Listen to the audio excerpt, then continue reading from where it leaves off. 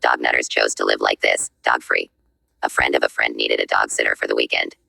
He's well off and the price was right. I have a backyard and figured I could leave the dogs outside majority of the time. The weekend rolls around and I pick the dogs up. First and foremost, these things are hideous. One is a greyhound. They look like something imagined in a Goosebumps book. The other dog is some deformed hybrid. It had a gigantic head and a long body much like a giant wiener dog but big.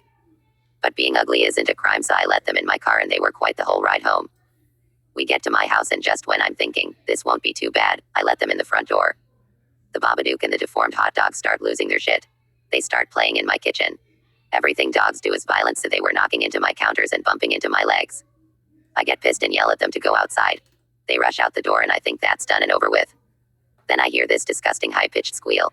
I'm thinking the hot dog hurt its misshapen body. I go outside to check and it stops whining. As soon as I step back inside, it's making the horrific noise again. I step back out and it stops and wags its tail. I step back inside and the whining commences and it starts scratching at my door. I go outside to yell at it and it's wagging its tail. Only a dog would be dumb enough to wag its tail while an apex predator twice its size screams at it.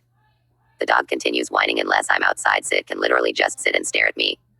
I'm really heated and getting grossed out by it staring at me. I try to feed them and the same thing happens. I'm just standing in the other room and it's whining because I'm not looking at it. There's a gate up in my kitchen to keep my cat out and the dogs can literally see me through it. Not good enough, it needs to be breathing on me. Now I'm getting annoyed as it won't stop crying and I am not about to spend 2 days listening to this shit. I get a spray bottle and start spraying it. It doesn't like the water but begins whining as soon as I stop spraying. So now I'm just standing soaking this dog because it won't stop. Obviously the one brain cell it shares was being occupied by the greyhound. I end up taking them on a walk hoping to wear them out. Big mistake. Simply putting one foot in front of the other is too much for these creatures. Plus my neighborhood is filled with nutters, so a chorus of barking broke out at each house we passed. The sausage and monster are literally choking themselves on the leash and tangling themselves up. A nutter approaches me to ask about the dogs and the wiener starts whining again because I'm paying attention to someone else. We get back home and I go into my room and turn the TV up hoping to drown out the noise. Eventually I fall asleep but I'm soon awoken by the whining. It literally wounded up in my dream. I lost it and started crying. This dog wouldn't shut the hell up and I couldn't take it anymore. I called the dude and asked him what the hell was wrong with his dog.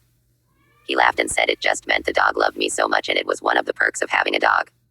I ended up dropping them at my friend's house the next day. Less than 24 hours and I couldn't do it. Not to mention the smell and hair. It's honestly pathetic how nutters keep these deformed, mentally unhinged animals because they feel empty inside. There is nothing charming about being followed around. Nutters chose these animals as their companions. When they claim we are mentally unwell, they are projecting.